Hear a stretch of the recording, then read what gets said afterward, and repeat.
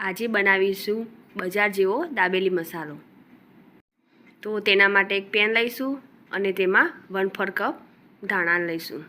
ચમચીનું માપ લઈએ તો 5 ચમચી ધાણા લઈશું અને તેને આપણે સારી રીતે શેકી લઈશું।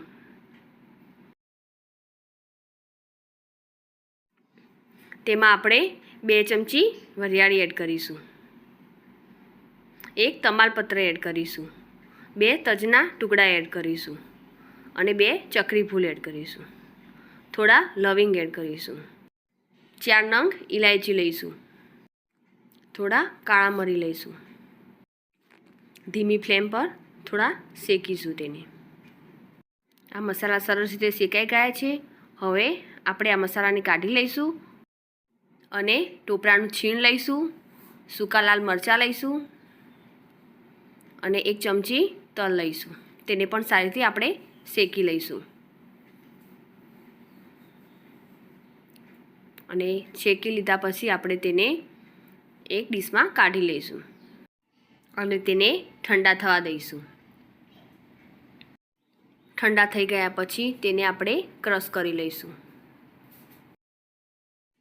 ક્રશ થઈ ગઈ છે। હવે તેને આપણે એક બાઉલમાં કાઢી લઈશું। તેમાં આપણે 3 ચમચી ખાંડ એડ કરીશું, 2 ચમચી કાશ્મીરી લાલ મરચું એડ કરીશું, તેનાથી કલર પણ સરસ આવશે અને તેમાં 2 મોટી ચમચી તેલ એડ કરીશું અને બધાને સરસ રીતે મિક્સ કરી લઈશું।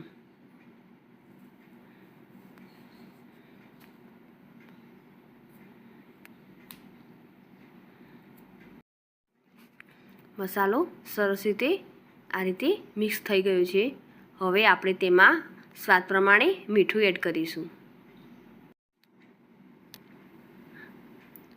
અને હવે તેમાં આપણે લીંબુના ફૂલ એડ કરીશું। લીંબુના ફૂલ પ્રિઝર્વેટિવનું કામ કરશે। તે એડ કરવાથી મસાલો લાંબા સમય માટે સ્ટોર કરી શકાશે। તો તૈયાર છે આપણો કચ્છી દાબેલીનો મસાલો।